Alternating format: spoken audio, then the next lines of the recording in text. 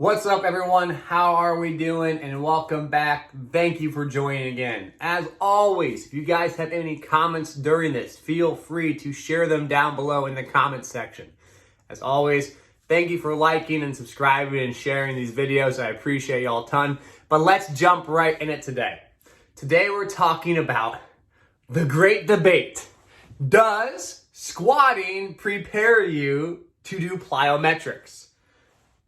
The short answer, in my opinion, is no. All right, but let's dive into a couple of thought experiments here to bring about why I don't believe this is the case.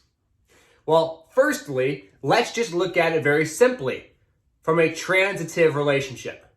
Does plyometrics get you ready to squat?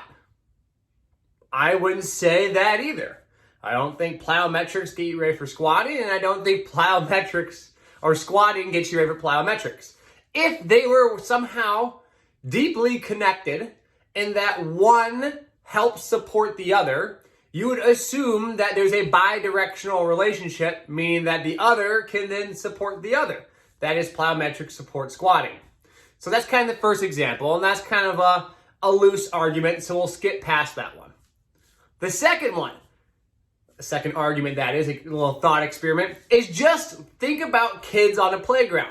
None of those kids have ever squatted. I'm going to say probably never squatted with a bar on their back, right? And I have, seen little kids who are 6 years old jump off of play structures that are, quote unquote, would be too tall otherwise for them to do plyometrics, because they jump, they run, they sprint.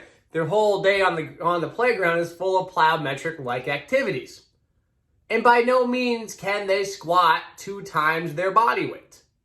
So again, this argument seems to fail. But let's just look at it now from a physiological, scientific standpoint to break down why it falls short. Well, what happens during a plyometric? A plyometric involves an impact. So you're falling and hitting the ground. Squats do not involve an impact. 2, it involves an initiation with the foot creating the impact first and foremost. Again, squats don't do this.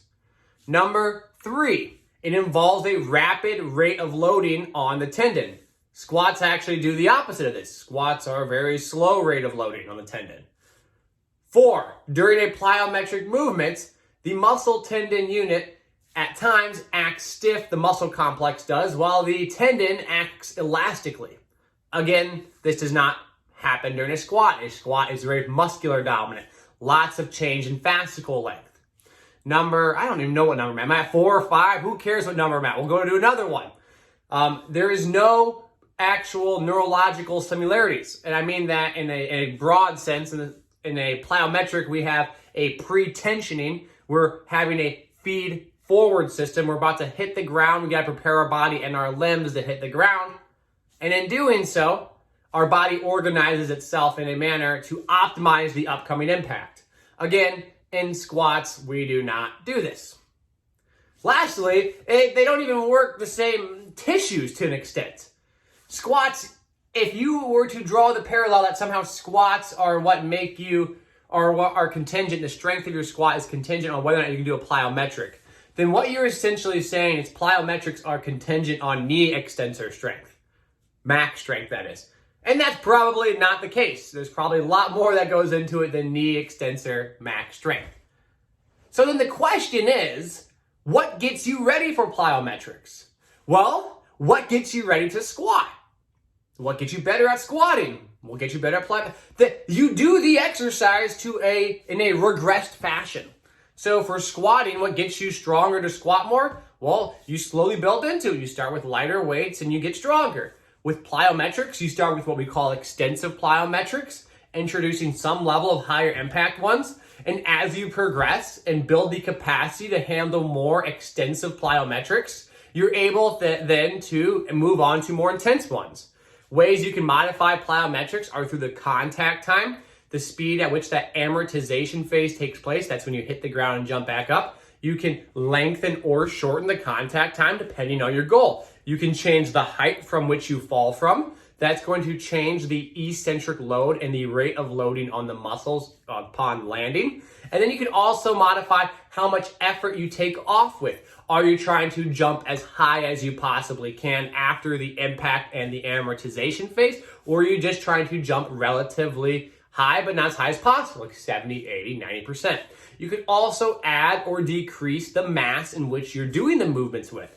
Wearing a slightly, a little bit of extra weight in a weight vest, maybe 5% of body weight in addition, or 5% less through band reduction, the band's pulling you up, are ways you can mess with the mass aspect. So again, we're messing with the amortization phase, the effort in which we concentrically take off, the eccentric demand, so the velocity at which we're falling at, and then also the mass of the movement.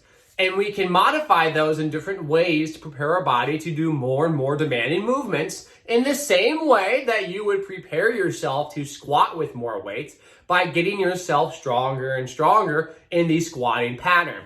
So at the end of the day, I do not believe a 2x body weight squat is what is going to prepare you for plyometrics.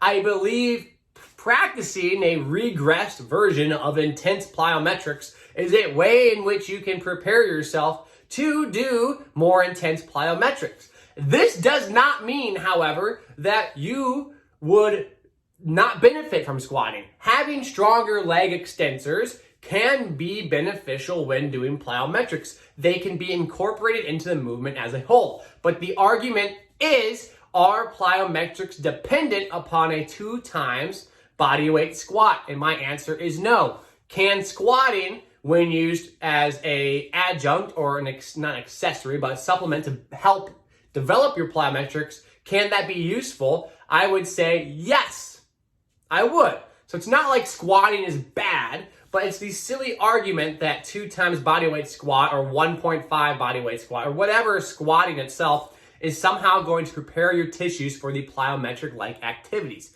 I would say no.